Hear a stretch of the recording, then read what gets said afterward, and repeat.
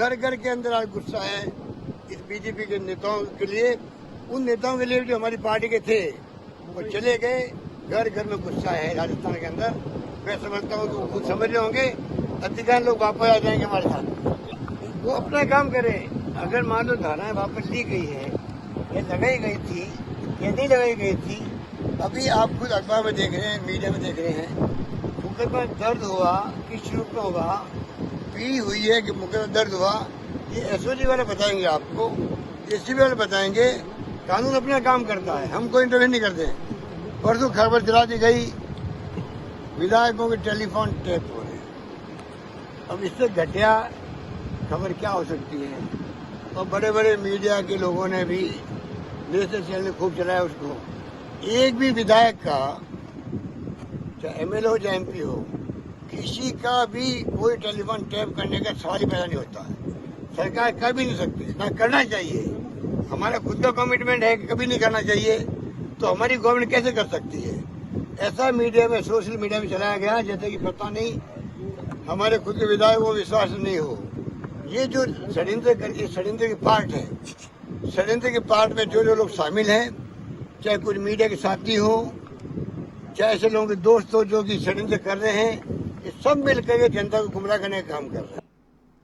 मुख्यमंत्री अशोक गहलोत ने लिखा खुला पत्र। सीएम गहलोत ने सभी विधायकों के नाम खुला पत्र लिखा है। जनता की आवाज सुनने और लोकतंत्र बचाने की अपील की। कहा, जन भावनाओं को पूरा करने के लिए लोकतंत्र का साथ दें। कांग्रेस के कुछ बागी और भाजपा के कुछ नेताओं पर आरोप, सरकार को अस्थिर करने की कोशिश का आरोप लगाया मुख्यमंत्री अशोक गहलोत ने। साथ ही पत्र लिखा है सभी विधायकों को लोकतंत्र को बचाने के लिए और साथ ही जनता से जुड़े मुद्दों पर ध्यान देने के लिए, जनता की आवाज सुनने और लोकतंत्र को बचाने की अपील एक पत्र के माध्यम से की है। आपकी टीवी स्क्रीन पर हम वो पत्र भी दिखा रहे हैं।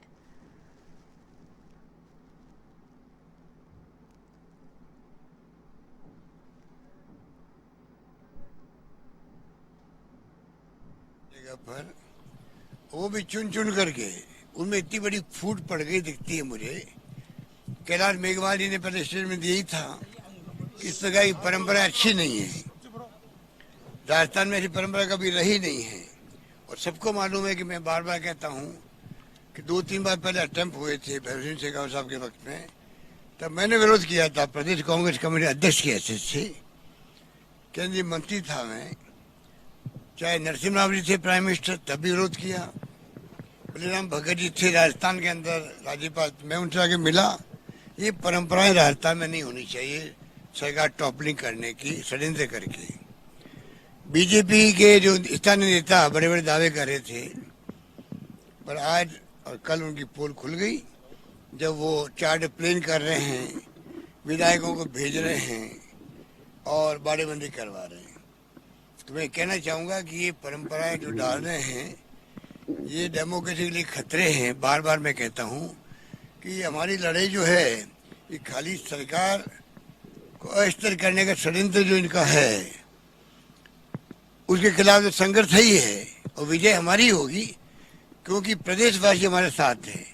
पूरे प्रदेश के घर घर के अंदर चर्चाएं हैं, ये बीजेपी ने तमाशा किया क्यों है। सरकार अच्छा काम कर रही थी, कोरोना को लेके एक्स्ट्रा ऑर्डिनरी काम किया, देश में दुनिया में तारीफ हो रही थी राजस्थान की। जहाँ जीवन बचाने का संघर्ष हो, वहाँ राजनीति पीछे हो जाती है। दुर्भाग्य से जीवन बचाने के संघर्ष के अंदर भी, आजीविका बचाने के संघर्ष के बावजूद भी, उस वक्त भी इनको सरकारें टॉपल करने के लिए षड्यंत्र करने का टाइम मिल जाता है। तो आप सोच सकते हो गवर्नेंस में इनकी कितनी रुचि होगी, शासन करने में इनकी कितनी रुचि होगी, आप सोच सकते हो। दुर्भाग्य है देश का कि ऐसे लोग सत्ता में बैठे हुए हैं। मैंने प्रधानमंत्री जी से बात करी खुद ने। अमित शाह जी का मालूम है कि उसका रवैया क्या रहता है, टारगेट गिराने के सरकार का। धर्मेंद्र प्रधान जी हो, पीयूष गोयल जी हो, और भी कई नेता हैं, बार बार क्या नाम लें उनका, तमाम मिलकर षड्यंत्र कर रहे हैं। जिस प्रकार से देश का दुर्भाग्य है कि ऐसे लोग सत्ता में बैठे हुए हैं, जो लोग जिस रूप में डेमोक्रेसी को कमजोर कर रहे हैं, 70 साल में बचा के रखा है। सरकार आई भी है, गई भी है।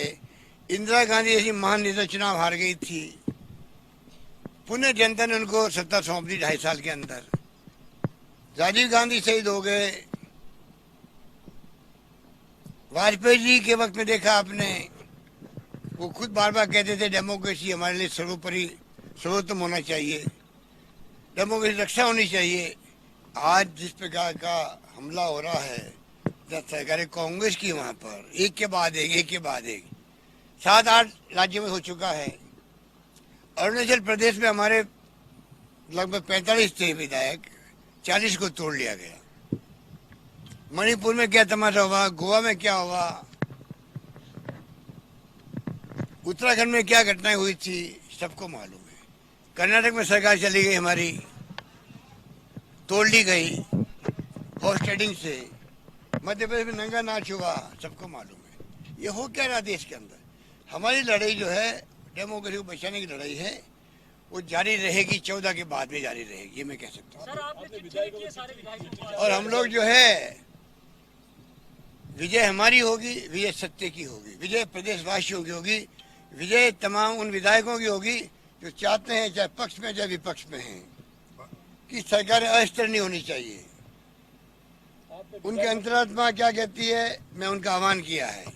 मैंने कहा है विधायकों को, तमाम विधायकों को मैंने पत्र लिखा है, आपका परिवार क्या कहता है, आपकी खुद की आत्मा क्या कहती है, आपके क्षेत्रवासी जो आपके मतदाता है क्षेत्र, वो क्या कहते हैं, उनकी आवाज सुनो, फिर फैसला करो। सर, वसुंधरा राजे भी बीजेपी के बड़े नेताओं से दिल्ली में मुलाकातें कर रही हैं, तो क्या लग रहा है कि कुछ, क्योंकि आप बोल चुके हैं कि बाड़ेबंदी। देखिए, उनका बीजेपी का तो वो क्या करते हैं, मुझे उससे कोई मतलब नहीं है। मुझे ये मतलब है कि बीजेपी के लोग देश में लोकतंत्र को कमजोर कर रहे हैं। इस देश की जनता और प्रदेश की जनता इसको बर्दाश्त